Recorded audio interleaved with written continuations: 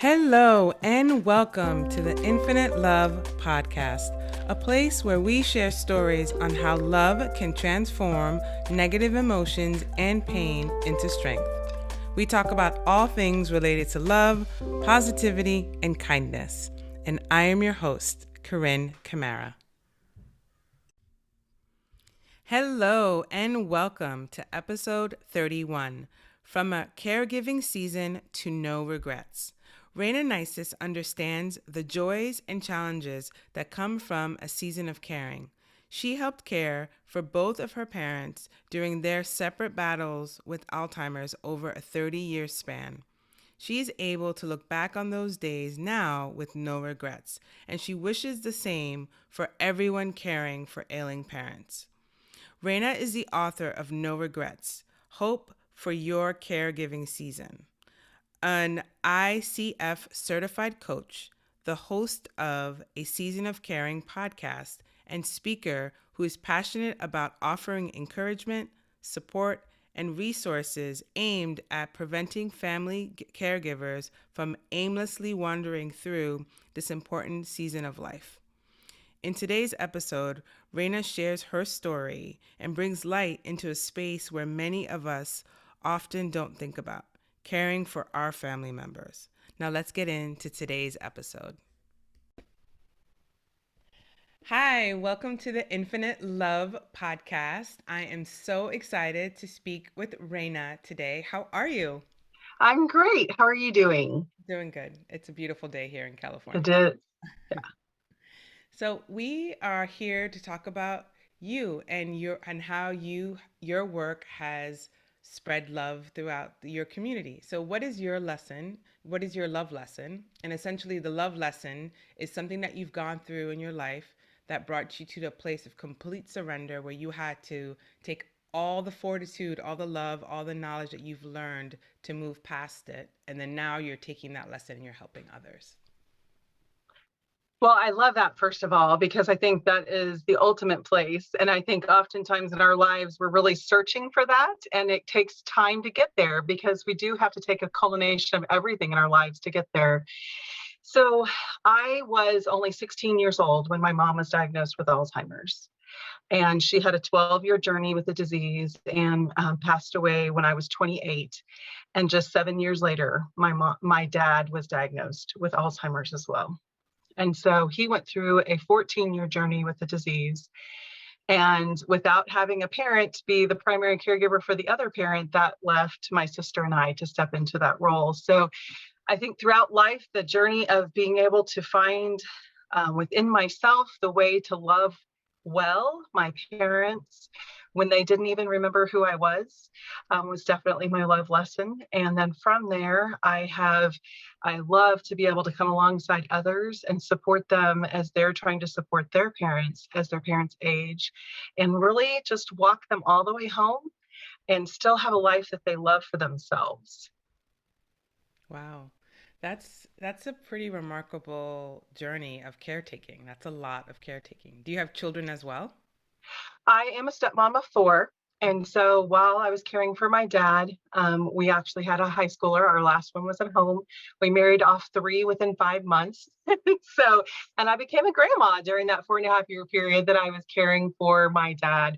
And my dad lived 220 miles from my home on the farm with my husband. And so I actually made that drive and stayed with him 3 days a week and then came home and cared for my family the other 3 days. And so it was a long 4.5 year period, but I really look back on it with so many amazing memories and such great opportunity to grow in my relationships that I kept the priority of. So it was a real blessing. It's not an easy thing to do, but it really is an opportunity to, find what's most important and really focus in on those things.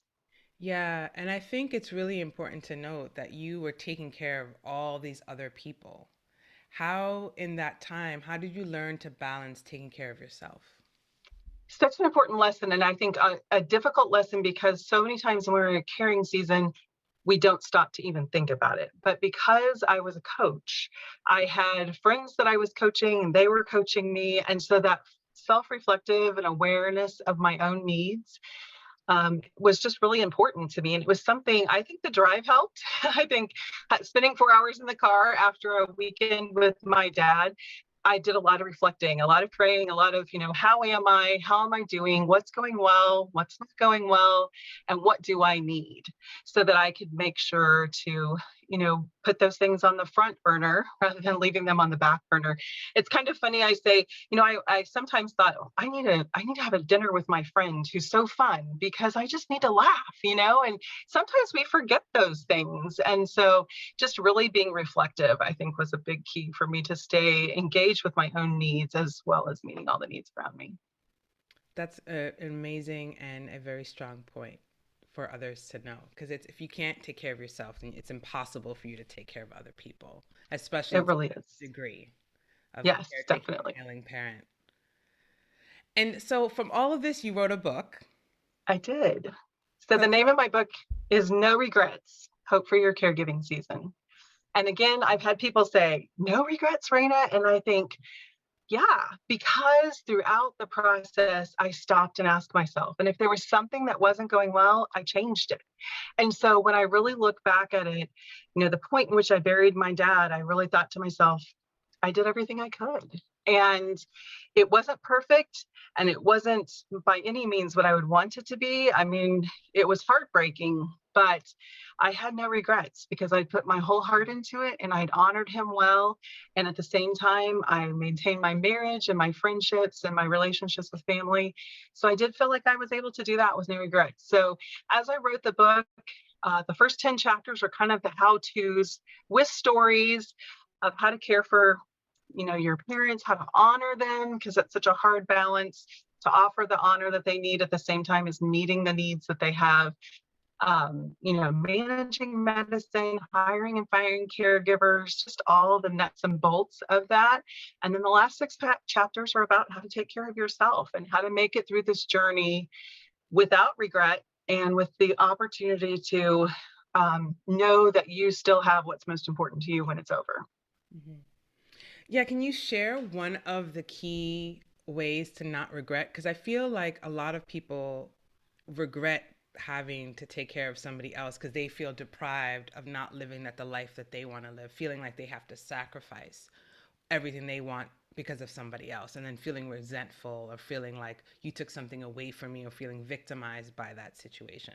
So how do you change people's mindset around that? I agree with you. I think it's very common for to have those feelings. And so I think the way that you avoid those feelings is really by being intentional. So when we found ourselves at a place that my dad wasn't able to care for himself anymore and he needed 24-hour care. His sister had been living there and she needed to leave to move out. It was just too much for her.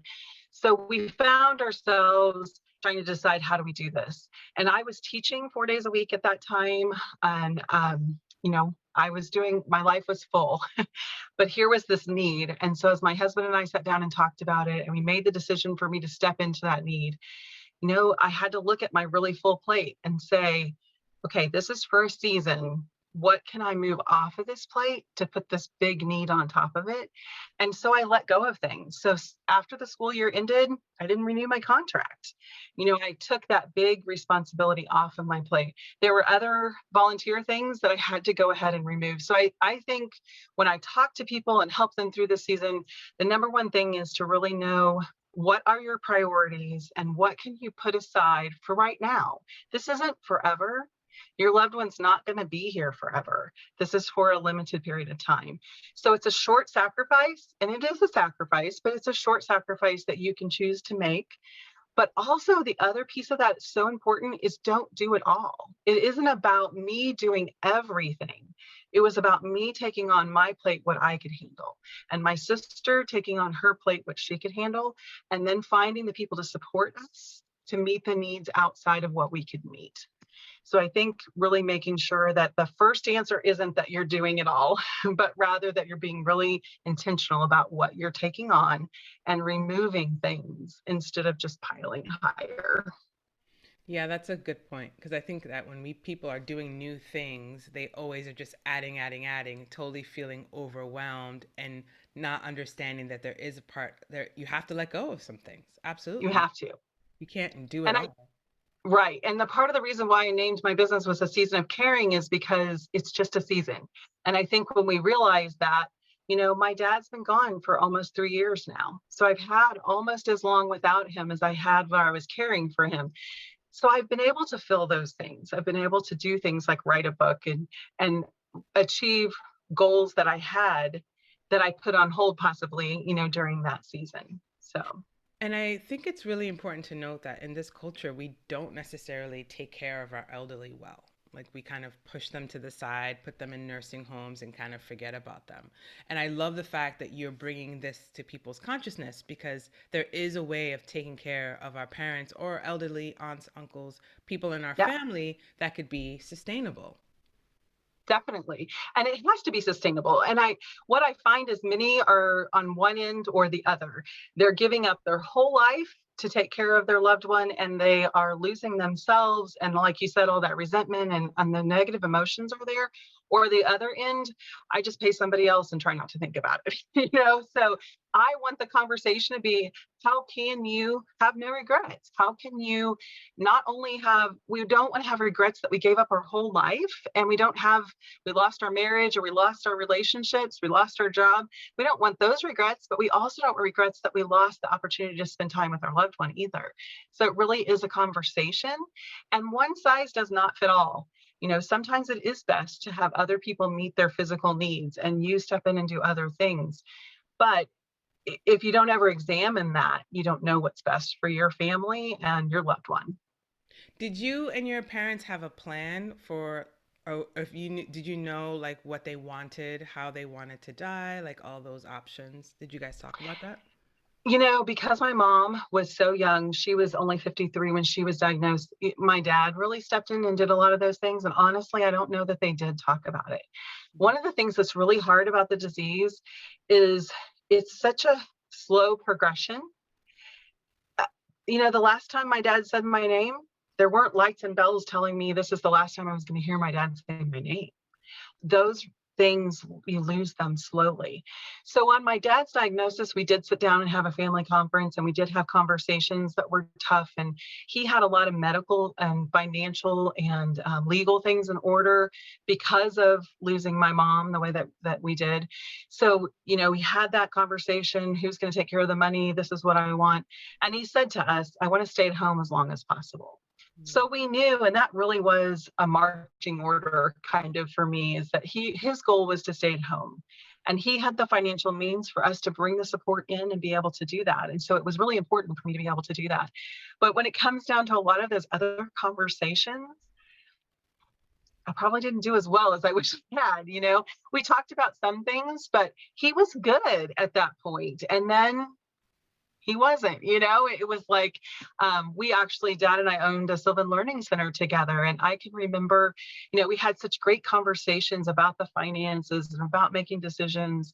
And then I can remember bringing those same types of issues to him and asking his opinion and him kind of repeating the same thing back to me or kind of avoiding the topic, because he lost the ability to process that information and really share with me the same kinds of answers he had shared before, but I didn't know from one time to the next when that was going to be. So I think, if we had done a little more of that, probably would have been helpful. But overall, I felt like we did pretty well with my dad because we had walked it with my mom. But I think it's tough to do because nobody likes to talk about it and you kind of feel like you have time. So even with a terminal diagnosis, we felt like there would be time, I think. So.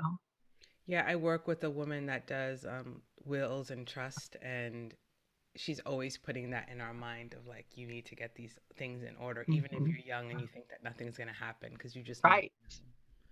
You never. don't know. Yeah.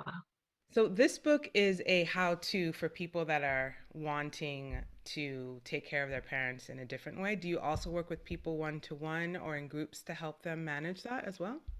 I do. So, I wrote the book to kind of share our story and to open the door for those conversations because that's an easier way maybe for people to do that. And I think at every age, like you said, we can start thinking about those things. But when you find yourself reaching a point where you have the juggle going on and you're dropping some balls and you really need some perspective on that. I love to work one-on-one and do coaching with those people. A lot of people don't realize coaching is not about me telling you how to do it or what works best for your family, but rather it's about us having conversations that let you open your heart to really hear what's most important to you and then navigate a path to get there. So I love to be able to support people with that. And then I also do offer workshops and opportunities just to kind of start having some of those conversations, um, whether they be financial conversations or even just the last one I did was how to say no so that you can, for yourself, have some boundaries that keep you healthy. And how do you deal with the guilt that comes with that? And just what kind of things do you need to say no to? Sometimes ourselves, sometimes to other people, but just even kind of exploring some of those things. So just having opportunities to bring people together to talk about stuff that we aren't talking about most of the time. So, and then support groups are a great opportunity for me to be able to listen again and just help you listen to your own heart and get the support that you need in that season. So I'd love to be able to work with people in lots of different ways. Yeah, I was just thinking about I have friends that are single or only children. And so they're feeling Mm, the burden of having to take care of their ailing parents, and their parents are fine now, but they're already stressed right. out about what's going to happen in like 20 years because they don't have any Mm, siblings to share yeah. the responsibility of their parent. How do you approach people that feel totally alone in this situation where they have to take care of their parent? I think the most important thing is to understand that your team is made up of people that you choose. They're not necessarily people that are related to you. And I would say there's a lot of people out there that are going, I can't stand my sibling, or I know my sibling's taking advantage of my parents, and I don't know how we're going to be able to do this together either. So it really can just be difficult relationally, no matter what. And there's also clients that I have that don't have the best relationship with their parent. And so it's really hard. That's a really tender thing in their life already, so they want to be able to honor them. But how do I do that when there's so much wounding on my side too? So it's a lot of navigating that. But I think one of the things that I really encourage people to realize is this is a team approach and your team is including everybody. So on our team in caring for my dad, his sister was a part of that team. We had people who take care of the lawn. We had someone who cleaned the house. We had the doctors. We had the caregivers. We had my sister and myself. We really built a strong team all the way around. So I actually created a free quiz called the Caring Quiz at caringquiz.com. And that just lets you take a little quiz to see what your caring personality is. And then after you've taken your quiz and you learn about yourself, I encourage you to have the other people on your team take that same quiz so you can make sure there is diversity on your team, because different personalities have different strengths and weaknesses. And my sister, she was an accountant, so she did all the bookkeeping, she did all of the coordinating of the caregivers. I did a little more of the hands-on. I also am a little more business-minded, so I did the hiring and firing, those kinds of things. So we found our strengths and weaknesses and we created the team that we needed. So I really encourage people to look at it. They might not be family members. In fact, a lot of times they aren't, because even large families, it seems like there's one child that the majority of the caregiving falls on. So just understanding you can invite anybody to be a part of your team. And sometimes the best people are not related to you because they come in with a fresh perspective and they don't have, the baggage that sometimes relationships can have for families. Right.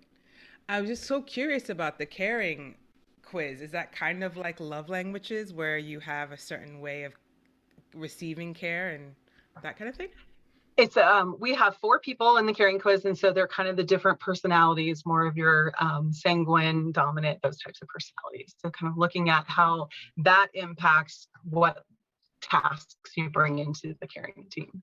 Got it. Got it. True, because everyone has their strengths and weaknesses, and it's better to put people where they feel the most confident. Yes. Yeah. Mhm. Right. So let's get into the infinite love questions. Okay. So, how do you use love in your work? So when I saw this question, I immediately thought of a story that I share. And I hope you don't mind, it's a little bit long, but my dad, as I cared for him 3 days, 3 nights a week, one of the most challenging things for people with Alzheimer's is nighttime. Mm. And so there's oftentimes a lot of confusion and there just seems to be more agitation at night. So 2 nights a week, it was like the easiest thing ever. Hey, Dad, it's time for bed. Okay, we go in the bedroom and we get changed. But one night a week, he would just not want to cooperate. And one of the most important things about this was that we really had to get him changed into a nighttime brief because he was incontinent at night. So we really needed to make sure that we could take care of any that. It was going to be difficult in the morning. He's wet already. If he didn't have the right brief on, it was a mess. And so there was a small bathroom off of his bedroom, and I literally would stand in the doorway and block him from coming out of the bathroom until he would get changed into his jammies with the nighttime brief. And so I would just kind of stand in the way. And those tough nights, believe it or not, there were some times that I stood there for an hour to an hour and a half. And I would just gently say, hey, Dad, can you take off your pants? Hey, Dad, can we take off that shoe? And he a lot of times would just be like, no. And if you tried to help, then he could get aggressive. He could hit. He could be mad at you. So it was really hard, emotionally very, very difficult. And one weekend I came home and I was telling my husband how hard it was. And he just said to me, Rayna, what would happen if you just wrapped your arms around him and told him you loved him? I thought he'd hit me. That's how would happen. I just blew it off, and in the moment I thought, you don't understand at all how hard that is, and so there it was the next week standing in the doorway. Hey, Dad, can you take off your pants? And he was bucking up and not understanding, not wanting to do what I asked him to do. And I thought, okay, what do I have to lose? So I walked in and I wrapped my arms around my dad and I held him tight. And he immediately just stood up, just kind of stiffened up and just stood there. And I just held him. I rubbed his back. I said, Daddy, I love you. You're okay. I'm here to help you. You're okay. And I just held him until he relaxed into that hug. And I just kept whispering in his ear, I love you. You're safe. Everything's okay. And eventually he wrapped his arms around me and he hugged me back. And I just held him for a minute. And then I kind of stepped away and he dropped his arms and he looked up in my eyes and he said, what do you need me to do? I said, Dad, I just need you to take off your pants. Which is such a funny thing to say in such a tender moment, but it really was just all that I needed. And he did. And from that day on, I just kept remembering, just tell him how much you love him. Because that confusion and that combativeness, it comes from being scared and lost and not understanding what we need. So engaging with love for the person that you're caring for can change everything. It changes our heart, but they receive that and it changes what they're feeling as well. And so I just really encourage people to always lean into that love that you have for the person you're caring for and make sure you're sharing it with them. Because I think as we're caregiving, we can focus so much on the task. I just need you to take your pants off, that we forget it's their heart too. And when we lead heart to heart, so much more can happen. That made me cry. Yeah, like it's amazing how much love can transform any situation. So we can. We all almost always forget that, especially when we're in our own emotion, right? We're feeling the pain, the frustration, and then love is just like that amazing greasing the wheel kind of thing. It just eases everything. So yeah, thank you for sharing that beautiful story. Okay, so how is your work used to serve humanity? So, after I lost my dad, I was a coach before, and I actually was blessed to be able to coach people in transition. I was really focused on Christian women in transition and was able to take that job with me between the farm and dad's house. And so I loved what I was doing and I loved that it was mobile. So it worked really well in that season of my life. But after I lost dad, I just knew I needed to pivot and I needed to love on those that were going through what I had been through. And so, just being able to come alongside them and walk them with them and help them to be able to look back without regret too. That's where my heart is. So I'm blessed to be able to do that. So when you were helping women that were going through transition, you mean death? Like somebody had died in their life? Oh, no, sorry. Just like usually job transition Oh, or divorce, that type of thing. Life transitions. life Yes. transition. No, not, Okay, got not that one. it. Okay. Yeah. Because I was about to be like, wow, you've really worked in that area.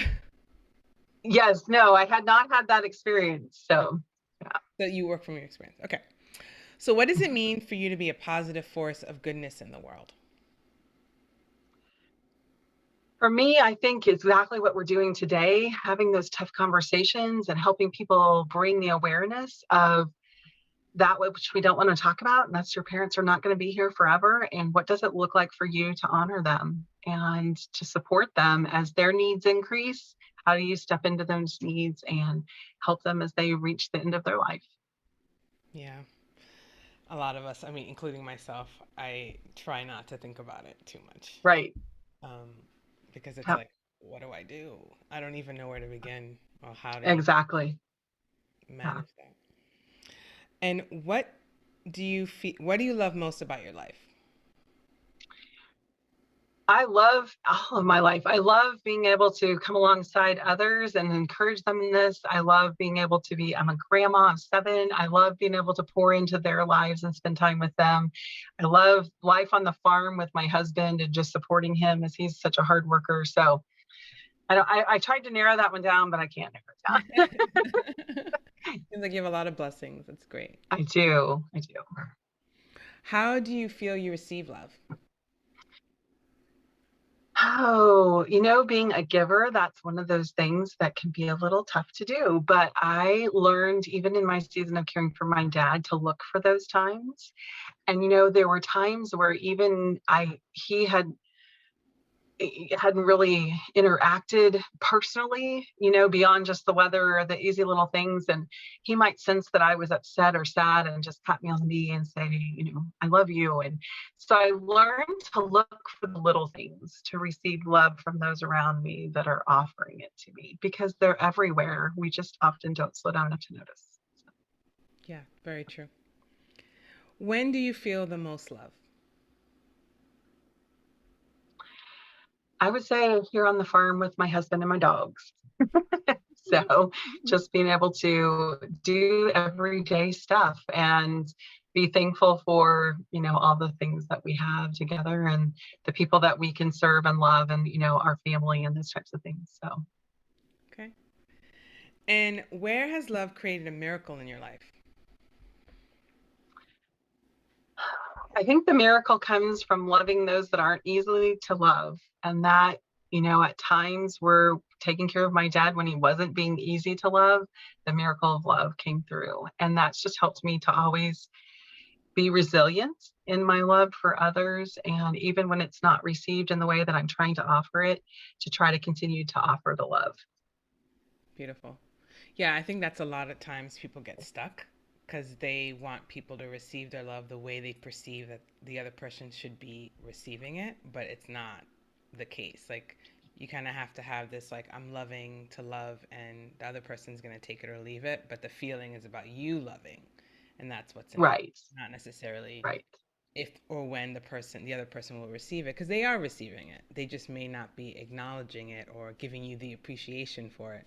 And I think a lot of times we as humans forget that. We always assume that, oh, I love you, so you should love me back, or you should give me this. Yes. And that's conditional, where Right. That's just not the point. no, and taking care of an ailing parent, I really feel that that goes into the realm of unconditional love because Hmm. you're not, especially with a parent that doesn't even remember who you are. It's Hmm. not, it's not about that at all. Yeah, and that was one thing being so young, and my mom was nonverbal for probably 8 of the 12 years.